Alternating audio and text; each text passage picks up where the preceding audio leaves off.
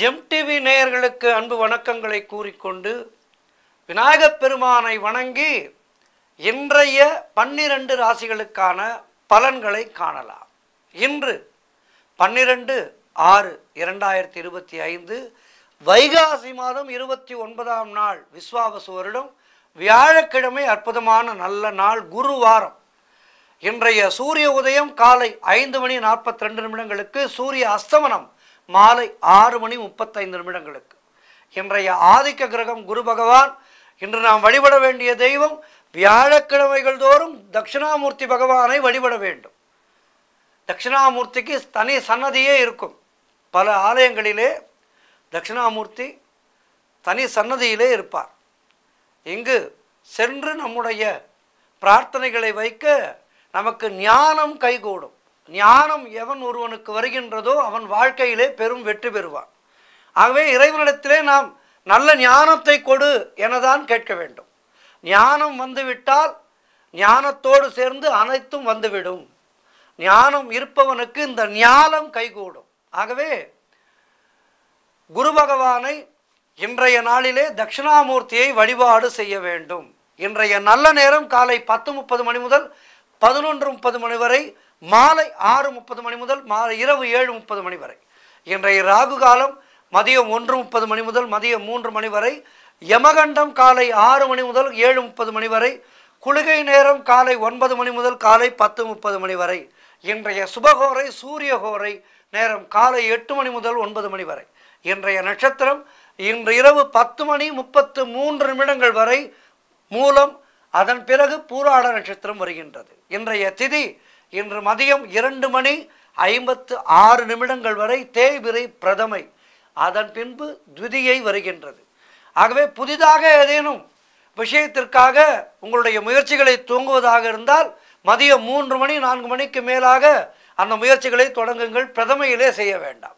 இன்றைய சந்திராட்டம நட்சத்திரம் இன்று இரவு 10:33 வரை கிருத்திகை நட்சத்திரத்துக்கு சந்திராட்டமம், அதன் பின்பு ரோகிணி நட்சத்திரத்துக்கு சந்திராட்டமம்.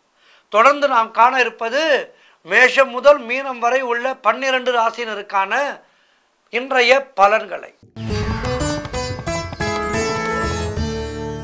மேஷ ராசி அன்பர்களே, இன்று சந்திரன் உங்கள் ராசிக்கு 9ஆம் இடத்திலே இருக்கின்றார். உங்களுடைய ராசி அதிபதி செவ்வாய் ராசிக்கு 5ஆம் இடத்திலே இருக்கின்றார். ஆகவே இன்றைய நாளிலே உங்களுக்கு திருமணம் போன்ற சுபகாரிய பேச்சுவார்த்தைகள் கைகூடி வரும். நண்பர்கள் உறவினர்கள் மூலம் நல்ல ஆதாயம் உண்டாகின்ற நாள். புதிய தொழில் தொடங்கும் முயற்சிகளிலே பெரும் வெற்றி கிடைக்கும். காரிய தடைகள் எல்லாம் விலகி காரிய வெற்றிகள் உண்டாகும். அலுவலகத்திலே வேலை பார்ப்பவர்களுக்கு பதவி உயர்வோடு சம்பள உயர்வு கிடைத்து சந்தோஷத்தை தரும். குழந்தை பாக்கியத்திற்காக காத்திருக்கின்ற தம்பதிகளுக்கு சந்தான பிராப்தி உண்டாகும். மொத்தத்தில் நீங்கள் நினைத்தது அனைத்தும் நல்லபடியாக நடக்கக்கூடிய அற்புதமான நாள். எதிர்பார்த்த பணம் கைக்கு வரும். தொழில் மற்றும் வியாபாரத்திலே நல்ல லாபம் உண்டாகும். உடல் ஆரோக்கியம் சிறப்பாக இருக்கும். வீடு வண்டி வாகன மாற்றம் ஏற்படும். மொத்தத்தில் சிறப்பான நாள். இன்றைய நாளிலே தட்சிணாமூர்த்தியை வணங்கி மேலும் நற்பலன்களை பெறுங்கள். வாழ்த்துக்கள். ரிஷபராசி அன்பர்களே, இன்று சந்திரன் உங்கள் ராசிக்கு 8ஆம் இடத்திலே இருக்கின்றார். உங்களுடைய ராசி அதிபதி சுக்கிரன் ராசிக்கு 12ஆம் இடத்திலே இருக்கின்றார். இன்று நாள் முழுவதும் உங்களுக்கு சந்திராட்டமம். மௌனத்தை கடைபிடியுங்கள். சந்திராட்டம நாட்களிலே நமக்கு மிகவும் உறுதுணையாக இருப்பது நாம் கடைபிடிக்கின்ற மௌனம்தான். முடிந்தால் அன்றைய நாளிலே மௌன விரதம் இருப்பது சால சிறந்தது. அலுவலகத்திலே வேலை பளு அதிகமாக இருக்கும். வேலை செய்யும் இடத்திலே மற்றவரை பற்றி எதுவும் பேசக்கூடாது. கோபத்தை முற்றிலுமாக தவிர்க்க வேண்டிய நாள். புதிய முயற்சிகளை தவிர்க்க வேண்டும். இன்றைய நாளிலே செய்தொழில் செய்பவர்கள் அவர்களுடைய அன்றாட பணிகளை மட்டும் செய்யுங்கள். புதிய முயற்சிகள் இன்றைய நாளிலே வேண்டாம். கணவன் மனைவிக்குள் சண்டை சச்சரவுகள் ஏற்படும். கவனமாக இருக்க வேண்டும்.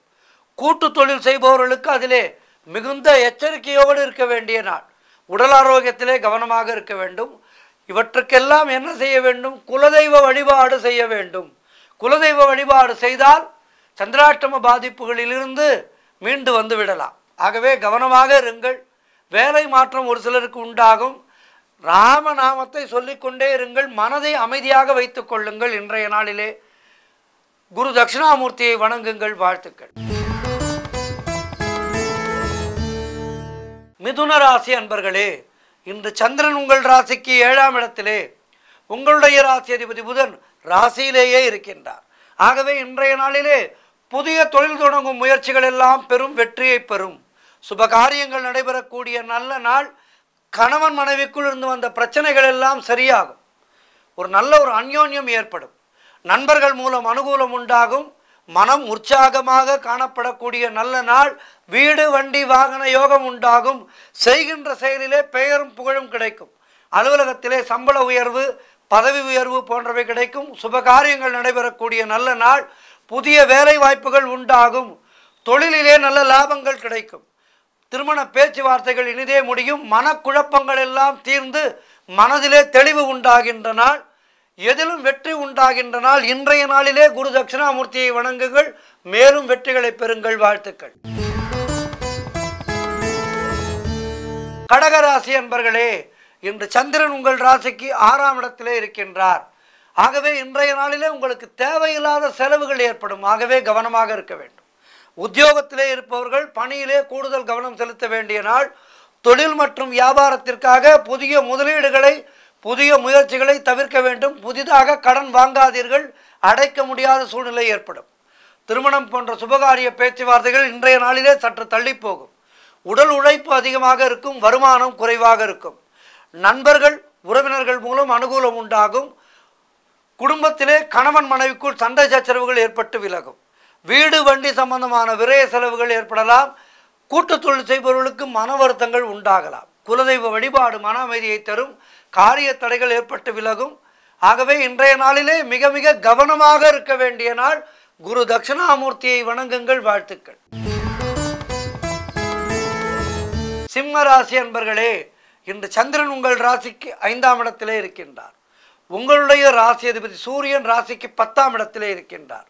ஆகவே இன்றைய நாளிலே கூட்டு தொழிலிலே நல்ல முன்னேற்றங்கள் உண்டாகும். கணவன் மனைவியிடையே நல்ல ஒற்றுமை ஏற்படும். குழந்தை பாக்கியத்திற்காக காத்திருக்கின்ற தம்பதிகளுக்கு சந்தான பிராப்தி உண்டாகும். சுப விரயங்கள் ஏற்படக்கூடிய நாள். திருமண பேச்சுவார்த்தைகள் சுபமாக முடியும். பழைய பாக்கிகள் வசூலாகும். உழைப்புக்கு ஏற்ற ஊதியம் கிடைக்கின்ற நாள். கடன் பிரச்சனைகள் தீரும். புதிய வேலை தேடிக்கொண்டிருப்பவர்களுக்கு வேலை வாய்ப்புகள் உண்டாகும். தொழில் மற்றும் வியாபாரத்திலே நல்ல லாபம் உண்டாகும். நண்பர்கள் உறவினர்கள் மூலம் அனுகூலம் உண்டாகும். சிறப்பான நாள் இது. மொத்தத்திலே இன்றைய நாளிலே குரு தட்சிணாமூர்த்தியை வணங்குங்கள். மேலும் நற்பலன்களை பெறுங்கள். வாழ்த்துக்கள். கன்னி ராசி அன்பர்களே, இன்று சந்திரன் உங்கள் ராசிக்கு 4ஆம் இடத்திலே இருக்கின்றார். உங்களுடைய ராசி அதிபதி புதன் ராசிக்கு 10ஆம் இடத்திலே இருக்கின்றார். ஆகவே இன்றைய நாளிலே உங்களுக்கு வீடு வண்டி வாகன யோகம் உண்டாகும். வாடகை வீட்டிலே இருப்பவர்களுக்கு புதிதாக சொந்த வீடு வாங்க வேண்டும் என்ற எண்ணம் உதிக்கும். அதற்கான முயற்சிகளிலே இறங்கி ஒரு அட்வான்ஸ் கொடுப்பீர்கள். குலதெய்வ வழிபாடு அனுகூலத்தை தரும். முன்னோர்களுடைய ஆசீர்வாதம் பரிபூர்ணமாக கிடைக்கும். கணவன் மனைவியிடையே நல்ல ஒற்றுமை ஏற்படும். உறவினர்களால் ஆதாயம் உண்டாகும். தாய்வழி சொத்துக்கள் கைக்கு வருகின்ற வேலை வந்துவிட்டது. உங்களுடைய முயற்சிகள் எல்லாம் பெரும் வெற்றி பெறுகின்ற நல்ல நாள். உத்தியோகத்திலே இருப்பவர்களுக்கு சம்பள உயர்வு, பதவி உயர்வு போன்றவை கிடைத்து மனதுக்கு சந்தோஷத்தை ஏற்படுத்தும். திருமண பேச்சுவார்த்தைகள் சுபமாக முடியும். மொத்தத்தில் அவரவர்களுடைய வயதுக்கேற்ப நல்லது நடக்கின்ற அற்புதமான நாள். குரு தட்சிணாமூர்த்தியை வணங்குங்கள். வாழ்த்துக்கள். துலாம் ராசி அன்பர்களே, இன்று சந்திரன் உங்கள் ராசிக்கு 3ஆம் இடத்திலே இருக்கின்றார். உங்களுடைய ராசி அதிபதி சுக்கிரன் ராசிக்கு 7ஆம் இடத்திலே இருக்கின்றார். ஆகவே இன்றைய நாளிலே உடல் ஆரோக்கியத்திலே நல்ல முன்னேற்றம் உண்டாகும். கடன் தொல்லைகள் விலகும். நண்பர்கள் மூலம் எதிர்பார்த்த உதவிகள் கிடைக்கும். வேலையிலே எதிர்பார்த்து வந்த வேலையிலே உங்களுக்கு இருந்த பிரச்சனைகள் எல்லாம் சரியாகும். தந்தை உறவு வழியிலே நல்ல அனுகூலம் உண்டாகும். திருமணம் போன்ற சுபகாரிய பேச்சுவார்த்தைகள் இனிதே முடியும். அவரவர்களுடைய வயதுக்கேற்ப நல்லது நடக்கின்ற நல்ல நாள். கூட்டு தொழில் செய்பவர்களுக்கு அதிலே லாபங்கள் வரக்கூடும். வேலை இல்லாதவர்களுக்கு நல்ல வேலை கிடைக்கும். பொருள் வரவு, தனலாபம் அதிகரிக்கின்ற நாள். வேலை மாற்றம் ஒரு சிலருக்கு உண்டாகும். அதன் மூலம் உங்களுடைய எதிர்காலத்திற்கு நல்ல வளர்ச்சி கிடைக்கும். குழந்தைகளுக்காக சுப செலவு செய்வீர்கள். ஆகவே சிறப்பான நாள் இது. இன்றைய நாளிலே குரு தட்சிணாமூர்த்தியை வணங்கி மேலும் நற்பலன்கள் பெறுங்கள். வாழ்த்துக்கள்.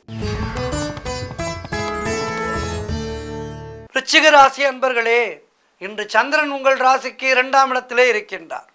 உங்களுடைய ராசி அதிபதி செவ்வாய் ராசிக்கு 10ஆம் இடத்திலே இருக்கின்றார். ஆகவே இன்றைய நாளிலே திருமணம் போன்ற சுபகாரிய பேச்சுவார்த்தைகள் இனிதே முடியும். வீடு வண்டி வாகன மாற்றம் ஒரு சிலருக்கு உண்டாகும். கூட்டு தொழில் செய்பவர்களுக்கு அதிலே நல்ல லாபங்கள் வரக்கூடிய நாள். எதிர்பார்த்த இடமாற்றம் கிடைக்கும், அதன் மூலம் வளர்ச்சி கிடைக்கும். எதிர்காலத்திலே பழைய பாக்கிகள் வசூலாகும், காரிய வெற்றிகள் உண்டாகின்ற நாள். குலதெய்வ வழிபாடு வெற்றியை தரும். மனம் சந்தோஷமாக இருக்கும். கடன் பிரச்சனைகள் முடிவுக்கு வரும். பொருளாதாரம் திருப்திகரமாக இருக்கின்றது. பிள்ளைகளால் பெருமை ஏற்படும். வாழ்க்கை துணையால் நல்ல மகிழ்ச்சி உண்டாகும். உறவினர்களோடு இருந்து வந்த மன வருத்தங்கள் எல்லாம் தீருகின்ற நாள். திருமணம் போன்ற சுபகாரிய பேச்சுவார்த்தைகள் இனிதே முடியும். தொழில் மற்றும் வியாபாரத்திலே சிறப்பான முன்னேற்றம் ஏற்படும். அலுவலகத்திலே இருந்து வந்த நெருக்கடிகள் குறையும். மொத்தத்தில் இன்றைய நாள் சிறப்பான நாள். குரு தட்சிணாமூர்த்தியை வணங்குங்கள். வாழ்த்துக்கள். தனுசு ராசி அன்பர்களே, இன்று சந்திரன் உங்கள் ராசியிலேயே இருக்கின்றார். உங்களுடைய ராசி அதிபதி குரு ராசிக்கு 7ஆம் இடத்திலே இருக்கின்றார். ஆகவே இன்றைய நாளிலே நீண்ட நாட்களாக குழந்தை பாக்கியத்திற்காக காத்திருந்த தம்பதிகளுக்கெல்லாம் குழந்தை பாக்கியம் உண்டாகும். தொழில் மற்றும் வியாபாரத்திலே நல்ல முன்னேற்றம் ஏற்படும். காரிய தடைகள் எல்லாம் விலகி முயற்சிகள் வெற்றி பெறும். நினைத்ததெல்லாம் நல்லபடியாக நடக்கக்கூடிய நல்ல நாள். வேலை இல்லாதவர்களுக்கு நல்ல வேலை கிடைக்கும். எதிர்பார்த்த பணம் கைக்கு வரும். நண்பர்கள் மூலம் அனுகூலம் உண்டாகும். பணவரவு அதிகரிக்கும். பொருளாதாரம் திருப்திகரமாக இருக்கும். தொட்டதெல்லாம் பொன்னாக கூடிய அற்புதமான நாள். கடன் பிரச்சனைகள் தீரும். மனம் சந்தோஷமாக இருக்கும். புதிய முயற்சிகள் வெற்றியை தரும். அலுவலகத்திலே பதவி உயர்வு, சம்பள உயர்வு போன்றவை கிடைக்கும். உடல் ஆரோக்கியம் சிறப்பாக இருக்கும். மொத்தத்தில் சிறப்பான நாள். குரு தட்சிணாமூர்த்தியை வணங்குங்கள். வாழ்த்துக்கள். மகர ராசி அன்பர்களே, இன்று சந்திரன் உங்கள் ராசிக்கு 12ஆம் இடத்திலே இருக்கின்றார். உங்களுடைய ராசி அதிபதி சனி ராசிக்கு 2ஆம் இடத்திலே இருக்கின்றார். ஆகவே இன்றைய நாளிலே உடல் ஆரோக்கியத்திலே எச்சரிக்கையாக இருக்க வேண்டும். சுப செலவுகள் உண்டாகும். கொடுத்த வாக்கை காப்பாற்ற முடியாத சூழ்நிலைகள் வரலாம். அலுவலகத்திலே வேலை பளு அதிகமாக இருக்கும். பொருளாதாரம் நெருக்கடியாக இருக்கும். உடல் ஆரோக்கியத்திலே நல்ல முன்னேற்றம் உண்டாகும். வீண் விரயங்கள் ஒரு சிலருக்கு உண்டாகும். தொழில் சம்பந்தமான புதிய கடன் எதுவும் இன்றைய நாளிலே வாங்காதீர்கள். மேலதிகாரிகளால் நெருக்கடிகள் உண்டாகின்ற நாள். வேலை மாற்றம் ஒரு சிலருக்கு உண்டாகும். தேவையில்லாமல் மற்றவர்களுடைய விஷயங்களிலே தலையிடாதீர்கள். வீண் வாக்குவாதங்களை தவிர்க்க வேண்டிய நாள். குரு தட்சிணாமூர்த்தியை வணங்குங்கள். மௌனத்தை கடைபிடியுங்கள். வாழ்த்துக்கள். கும்பராசி அன்பர்களே, இன்று சந்திரன் உங்கள் ராசிக்கு 11ஆம் இடத்திலே இருக்கின்றார்.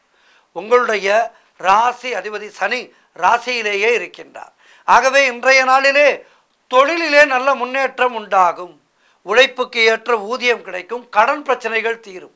வேலை இல்லாதவர்களுக்கு நல்ல வேலை கிடைக்கும். எடுக்கின்ற முயற்சிகளிலே பெரும் வெற்றி கிடைக்கும்.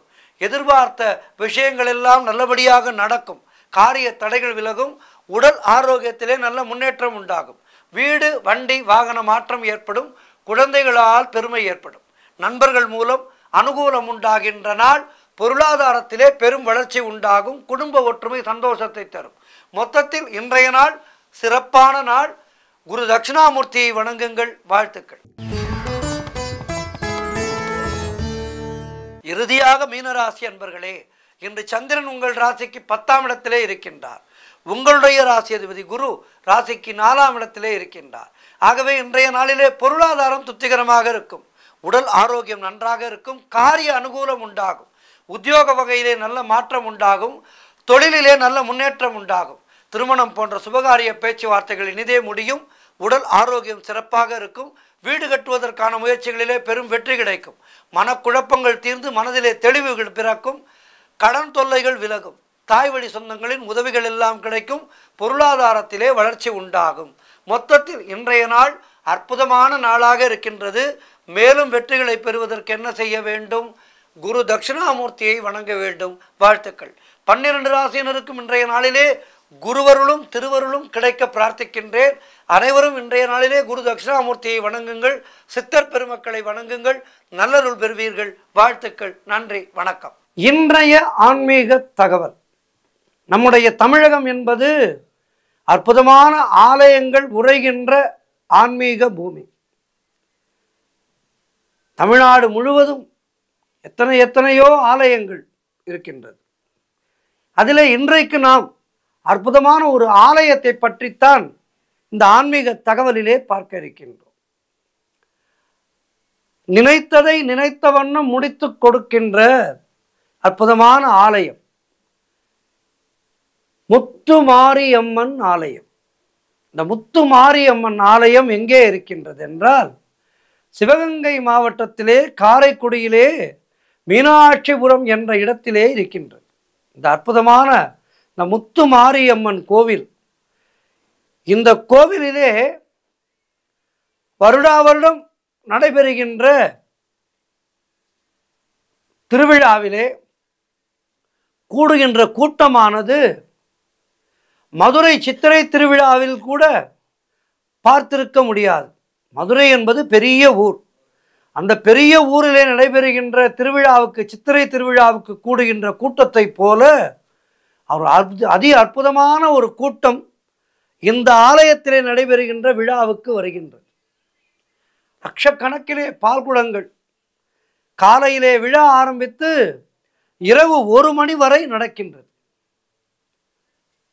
இதுபோக தொடர்ந்து கோவிலிலே காப்பு கட்டுதலில் ஆரம்பித்து 36 நாட்கள் ஆடல் பாடல், அம்மன் வீதி உலா, அம்மனுக்கு சிறப்பு அபிஷேகம் என மிக பிரம்மாண்டமான முறையிலே இந்த அம்மனுக்கு திருவிழாக்கள் நடக்கின்றது.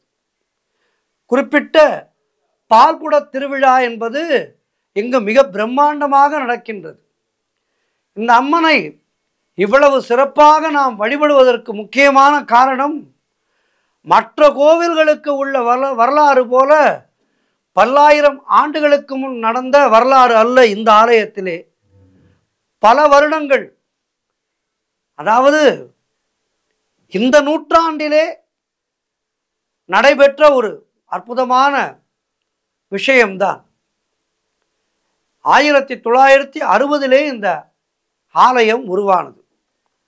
அதனுடைய வரலாறு என்று பார்த்தால், 1956 இந்த ஊருக்கு வந்த ஒரு சிறுமி திடீரென மக்களின் குறைகளை தீர்க்க அம்மன் அருள்வாக்கு சொல்ல ஆரம்பித்தாள்.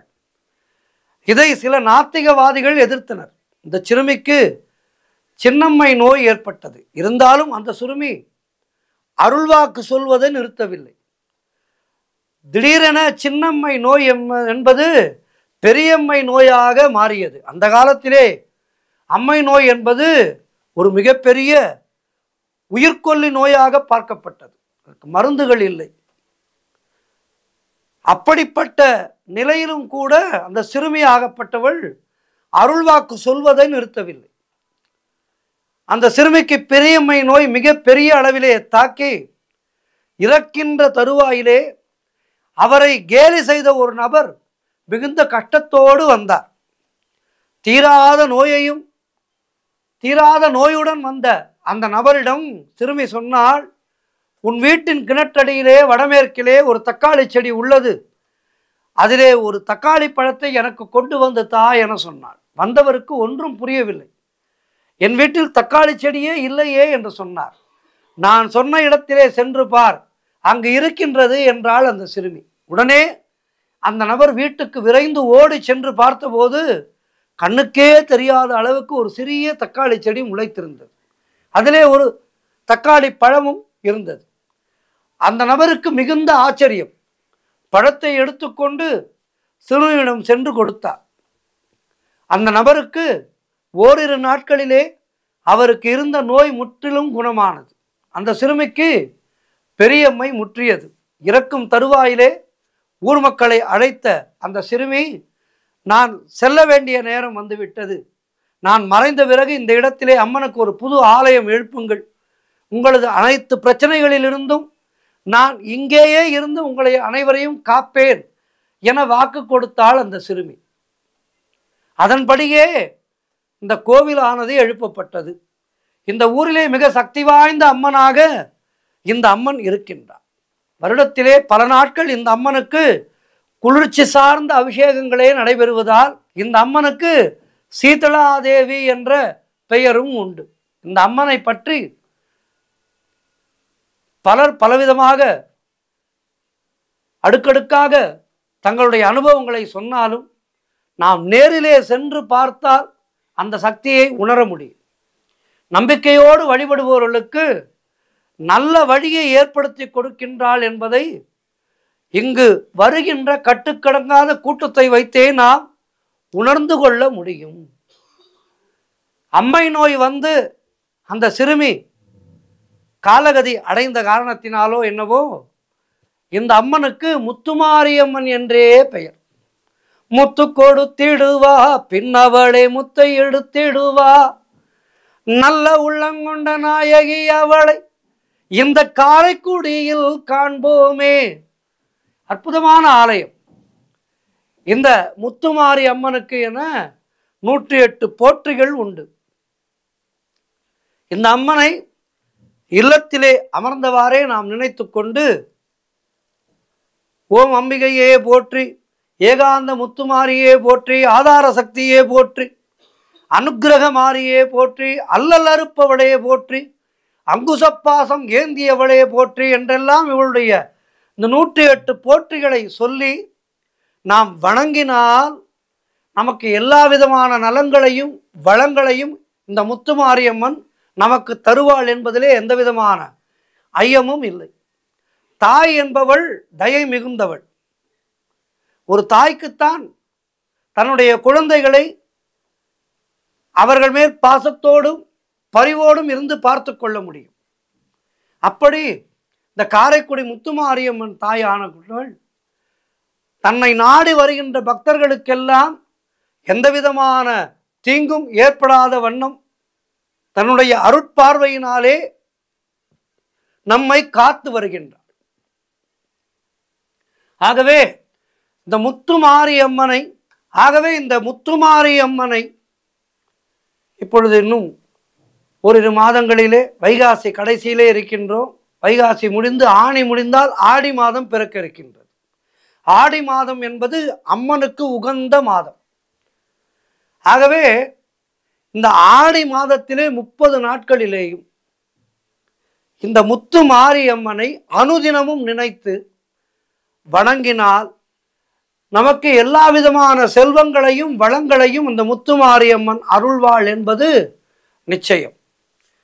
ஆகவே இந்த முத்துமாரியம்மனுடைய போற்றிகளை பாடி முத்துமாரியம்மனுடைய அனுகிரகமானது நம் எல்லோருக்கும் நம்முடைய குடும்பம் முழுமைக்கும் கிடைக்க வேண்டும், எல்லோரும் நன்றாக இருக்க வேண்டும் என்று அனுதினமும் பிரார்த்தித்துக் கொள்வோம்.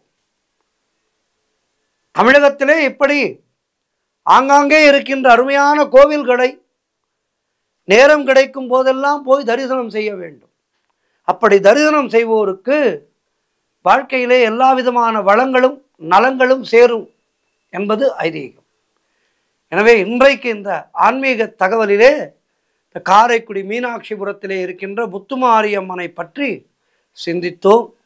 அம்மனுடைய அருளினாலே உங்கள் எல்லோருக்கும் தாயவள் முத்துமாரியம்மனுடைய கருணை பரிபூர்ணமாக கிடைக்கட்டும். எல்லோரும் எல்லா வளமும் நலமும் பெற்று வாழ்வாங்கு வாழ்வோம். நன்றி, வணக்கம்.